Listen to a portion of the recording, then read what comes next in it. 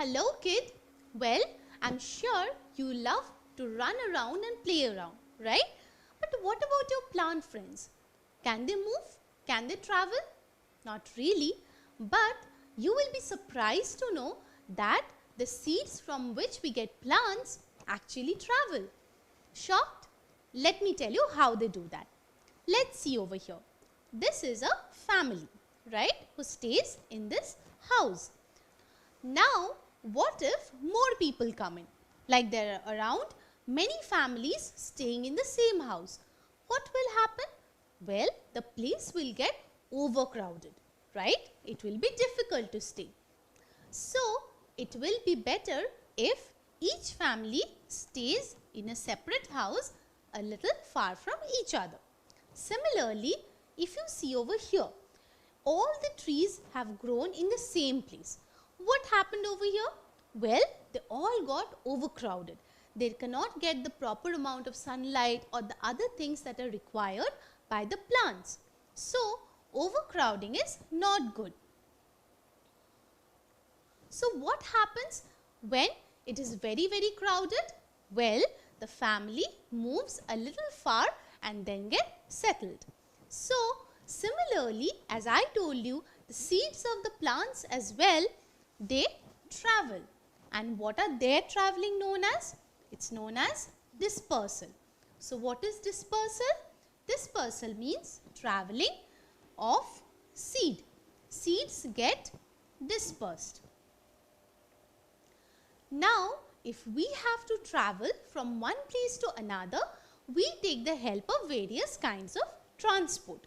So, what are the different transport that we avail? Well, they are the trains, helicopter, ship, and also we take help of the animals like the horse cart and the bullock cart. So, with the help of these different kinds of transport, we travel from one place to another. And these transport, if you see, are on land, air, water, as well as it is helped by the animals. In the similar way, if you see, there are various modes of dispersal. That is, seeds also travel with the help of different things like animals, water, wind and birds. Now, which type of transport do we like to avail? Obviously, the mode of transport that is available near to us. For example, now if we stay in a place where trains are readily available, then we avail the train and go from one place to another. Similarly, if we get bus or bicycle or a boat if it's near a water body. So, all of these transport are depending on the place where we stay. Similarly, for seeds as well, these different modes of transport depend on the availability. See, over here we see the dispersal by animals. Do you know what is this plant? Well, it is known as xanthium, and the seed of xanthium has got these hook-like structures. These are the hooks. And how do they help the seed? Well, they stick to the animal body and gets dispersed. Because if you see, these plants are very short. So, the readily available mode for dispersal are the animals. So, these seeds which have hook-like structures get attached on the animal body. So, in this way, these seeds get dispersed from one place to another. Now comes the dispersal by wind.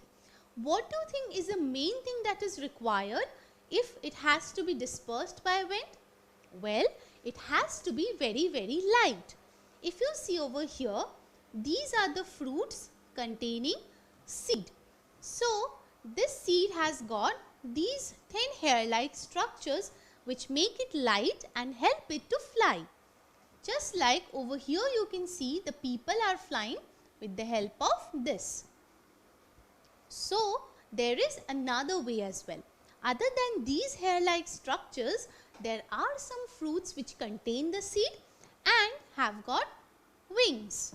See, these are the wing-like structure which helps it to fly just like an aeroplane. So, this is how these seeds which are light in weight and have got these kind of features like wings get dispersed by wind.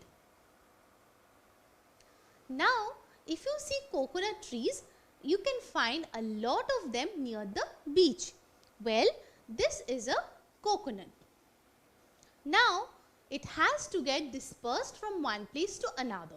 So, what do you think is the readily available mode for dispersal? Well, it is the water. So, a coconut gets dispersed by water because it is light and it can float on the water. So, this is how the seed travels from one place to another.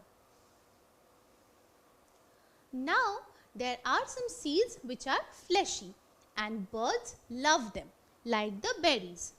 So, after having the fleshy part, the birds disperse the seeds. So, in this way, these kind of plants like berries get dispersed by birds. So, I have a question for you. Which of the following modes is not used for dispersal of seeds? Option 1, birds. Option 2, water. Or option 3, bus. Let me tell you. We have just seen that the edible seeds are dispersed by the birds. So, this is a wrong option.